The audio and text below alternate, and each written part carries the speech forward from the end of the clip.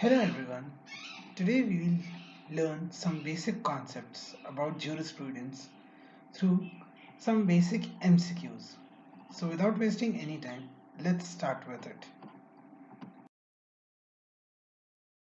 Let's start with the first question, which is what does ratio legis means?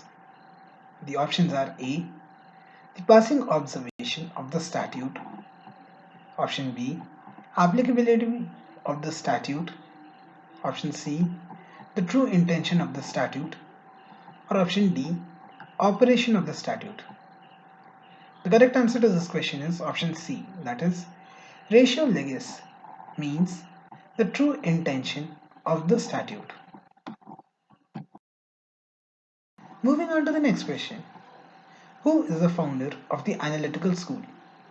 The options are A, Bentham, B, Salmond, C, John Austin, or D, Allen. The correct answer to this question is option C, that is, John Austin is the founder of Analytical School. The next question is, who classified the sources of law into formal and material sources? The options are A, Salmond, B, Austin, C, Allen, or D, Keaton. The correct answer to this question is option A. That means to say, Salmond was the jurist who classified the sources of law into formal and material sources. So now let's take a closer look to the classification as well as about Salmond. Moving on to the next question. Who is the exponent of wallsbased theory? The options are A, Savigny, B, Holmes, C, Tabint, or D, Roscoe. The correct answer to this question is option A. That means to say, Savigny is the exponent of wallsbased theory. The next question is, rights which came into being after the violation of rights are which of the following right? The options are A, primary rights, B, sanctioning rights, C, no rights, or D, duties. The correct answer to this question is option B, that is, sanctioning rights were the rights which came into being after the violation of rights. The next question is, who said that the international law is not law but it is only a positive morality? The options are A, Aristotle, B, John Austin, C, Kant, or D, Salmond. The correct answer to this question is option B, that is, John Austin propounded that international law is no law but it is only a positive morality. Austin was a favor that international law is no law because, as per him, law was given by the superior to political inferior. He stated that law should be given by the sovereignty from political superior to political inferior, and it has a sanction and it has a duty by the people to follow that law. But in international law, he said that there is no sovereignty and there is no hierarchy of political superior and political inferior because each country has a different law of itself and there is no unitary international law. So, as for him, international law lacked sovereignty, sanction, authority, and duty, which are the foremost principle of Austin's positivism. So, due to this, he considered that international law was not a law, but only a positive morality. The next question is, Which theory of personality laid down that only human beings have personality? Jurisperson and no person at all. Options are A. Fiction theory, B. Purpose theory, C. Realist theory, or D. Concession theory. The correct answer to this question is option B. That is, the purpose theory of personality laid down the principle that only human beings have personality and the jurisperson are no persons at all.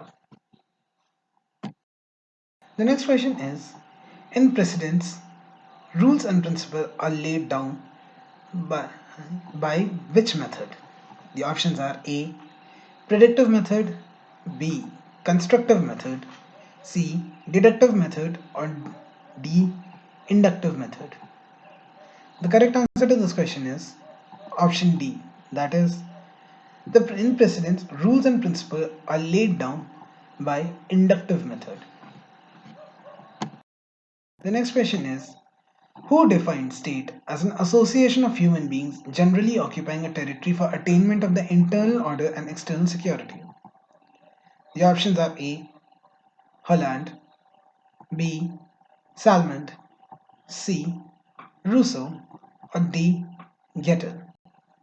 The correct answer to this question is option A. That is, Holland was the jurist who stated that the association of human beings generally occupying a territory for the attainment of the internal order and external security.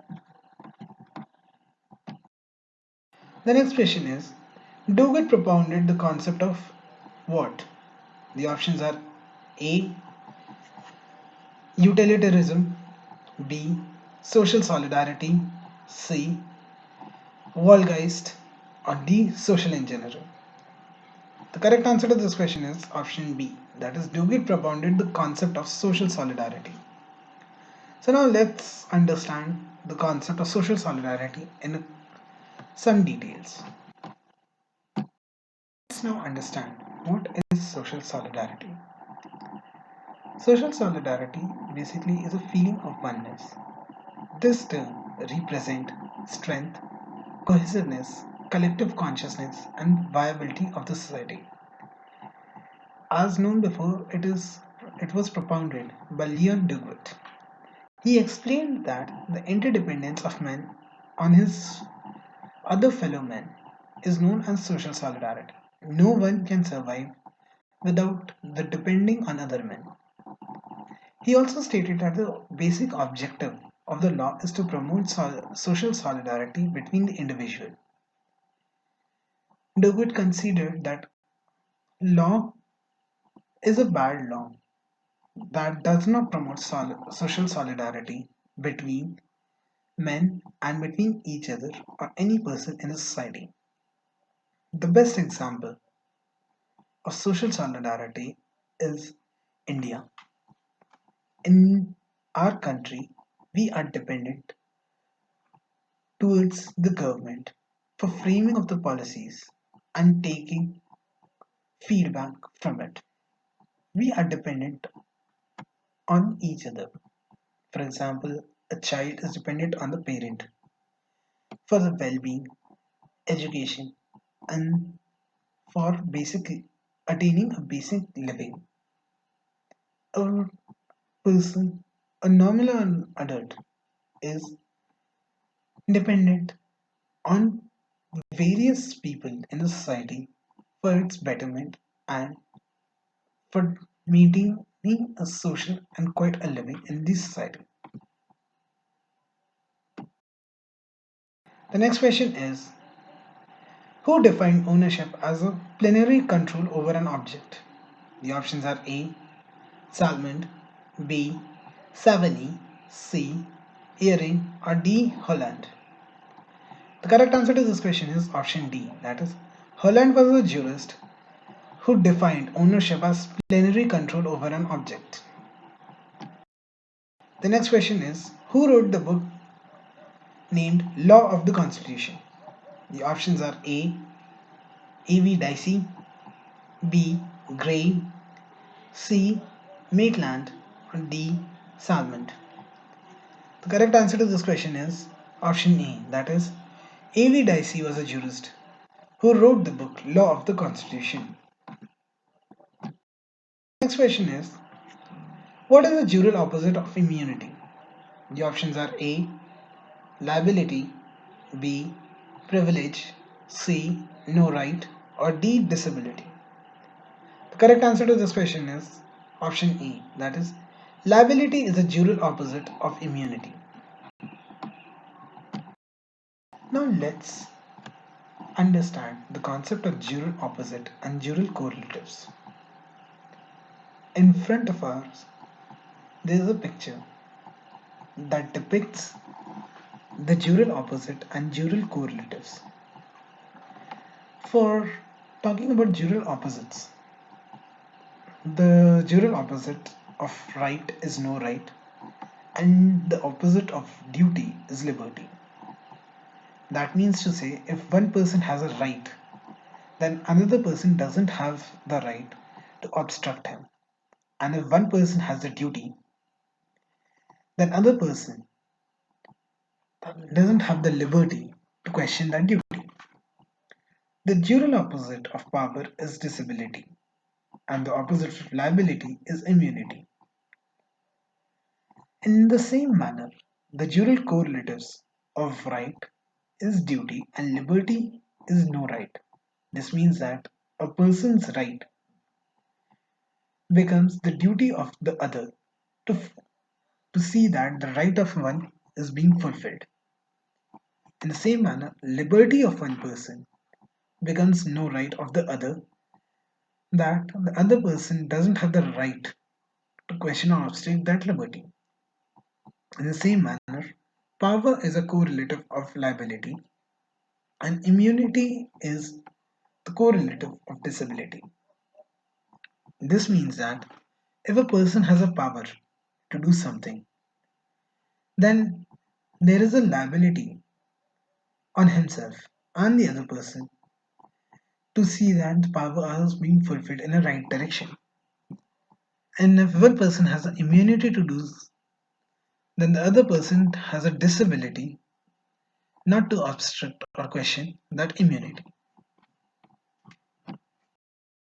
The next question is, according to Hoffland, the correlative of power is which of the following? The options are A. Immunity, B. Liability, C. Disability, or D. No right.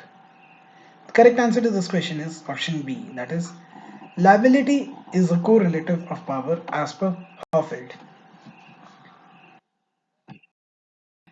The last question is, who stated law grows with a nation, increases with it, and dies as its dissolution, and is a characteristic of it?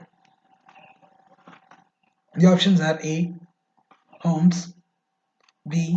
Gray, C. Henry Maine, or D. Savigny. The correct answer to this question is option D, that is, Savigny was a jurist who stated that law grows with a nation, increases with it, and dies as at its dissolution, and that the law has a characteristic of it.